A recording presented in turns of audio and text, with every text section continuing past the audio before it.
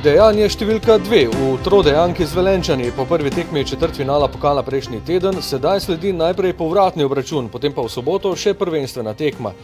Izjemno redko se zgodi, da se z enim tekmecem srečaš trikrat zapored. Prije dogodek, ko se zgodi trikrat zapored z istim nasprotnikom, ker je bila derbi bi odpadel, ampak to je neka nova situacija, treba se pripraviti, nič za to, mogoče manj analiza, ampak igrišče je vedno merilo.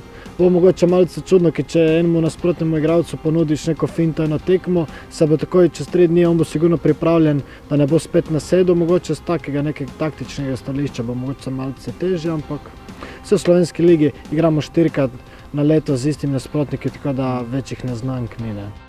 Izjemno redko, to da se dogaja. Nazadnje pred 2 letoma, ko je bil 3krat zapored tekmec Kranjski Triglav, 2krat v Kranju in 1krat v Ljudskem vrtu. Ali pa tudi Rudar Velenje pred 3 leti, 2krat v Velenju in 1krat v Ljudskem vrtu, tokrat prvič 2krat zapored v Ljudskem vrtu. Zagotovo je igranje 3krat zapored proti istemu nasprotniku nekaj specifičnega, nekaj, kar zahteva dodatno tudi miselno pripravo na tekme. Začenjamo s tekmo, ki bo odločila udeleženca polfinala pokala. Zaostanek po prvi tekmi nikakor ni nenadomestljiv, zagotovo pa ne predpostavlja brezglavega napadanja od prve minute.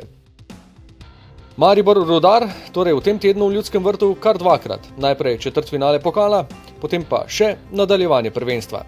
Tega vidika bo sigurno sredina tekma različna od sobote, zato ker zaletavo sigurno ne bomo smeli iti, ker če dobimo gol, jih moraš pol zabiti še 2 več, tako da bomo treba biti strpni in če bomo na takem nivoju, ko smo bili zadnje domače tekme, ne bo skrbi. Se veselim že igranja ponovno v Ljudskem vrtu, ker kot sem že večkrat rekel, tu mi je najlepše igrati, to je domače igrišče, tu se najboljše počutim, tako da ko me čakam tekmo.